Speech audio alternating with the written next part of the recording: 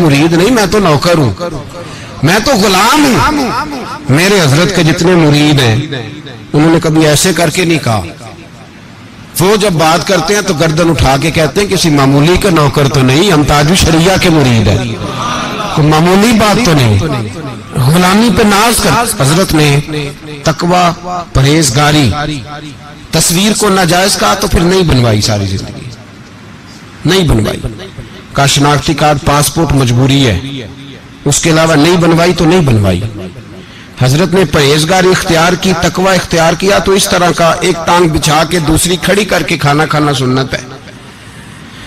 کراچی میں ایک جگہ آپ تشریف فرما تھے, اب ایک پیر بچھا کے کھڑا کر کے تو وہاں میزبان نے قالین ہی نہیں بچھایا, اس نے کرسیاں رکھ دی.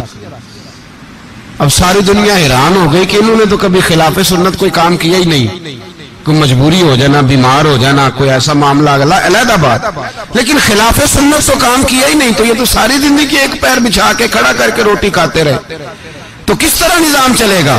لوگوں کی نظریں جمی ہوئی ہیں, رنگ کس طرح کا نکلتا ہے.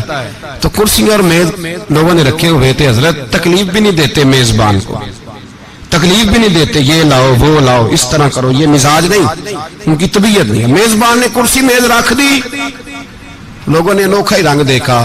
بوڑھے آدمی تھے, جبہ اٹھایا اور کرسی کے اوپر ہی ایک ٹانگ بچھا لی, دوسری کھڑی کر لی کرسی کے اوپر ہی. اب تھوڑی دشواری ہوئی, کرسی پہ ذرا اس طرح بیٹھنا مشکل ہوتا ہے, دشواری ہوئی. تو بعد میں وہ میزبان حضرت کی خدمت میں آیا, کہنے لگا حضور مجھ سے غلطی ہو گئی, آپ زمین پہ بیٹھ کے کھانا کھانے والے تھے, سنت کے پابند تھے, تو مجھے چاہیے تھا میں بناتا تو آپ فرما دیتے. تو آپ فرمانے لگے تھوڑی دیر میں نے سوچا کہ تیرا دل رکھنا بھی ضروری ہے, سنت ادا کرنا بھی ضروری ہے, چلو میں تھوڑی دیر مشکل میں آیا ہوں, مہمان کا دل بھی راضی ہو گیا ہے, میرے محمد کی سنت بھی ادا ہو گئی صلی اللہ تعالی علیہ وسلم. اس موقع کے لیے شعر لکھا گیا, جن کی ہر ہر ادا سنت مصطفیٰ, جن کی ہر ہر ادا سنت مصطفیٰ, ایسے پیر طریقت پہ لاکھوں سلام. یہ ان لوگوں کے لیے.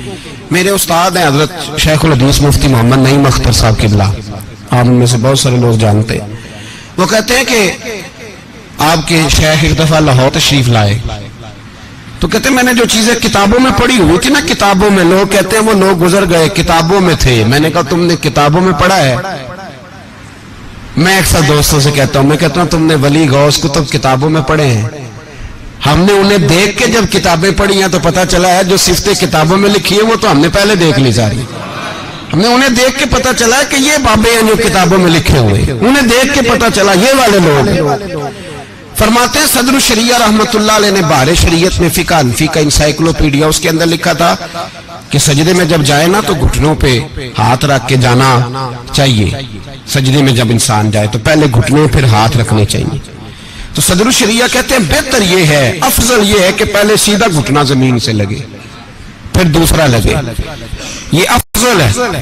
تو کہتے ہیں ہم بھی مفتی تھے, ہم نے بھی پڑھا ہوا تھا, پڑھایا ہوا تھا سب لوگوں نے, لیکن کہتے ہیں جب اس کی شکل عملی طور پہ دیکھی تو اس وقت دیکھی جب ہم نے حضرت مفتی صاحب کو نماز پڑھتے ہوئے دیکھا.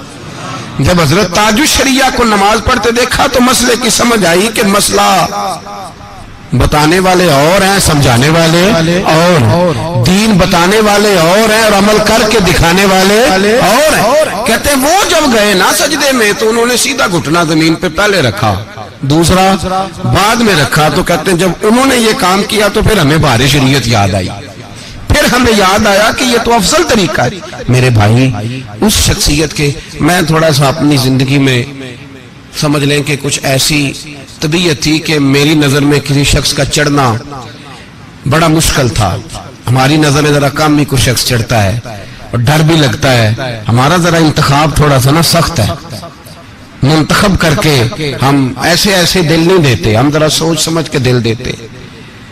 میرے رسول پاک سید عالم صلی اللہ تعالی علیہ وسلم نے اولیاء اللہ کی جو صفتیں بیان کی, جو چیزیں بیان کی, تو وہ تھوڑی تھوڑی پڑھ بیٹھے تھے. تو ہم ذرا سوچتے تھے کہ ہمارے معیار پہ کوئی پورا اترے تو اس کے قریب جائے نا, ایسے تو نہیں نا ہر جگہ دل دے دینا. تو وہ سوچا کرتے تھے کہ یہ چیزیں پڑھ لی ہیں تو اب کیا کریں.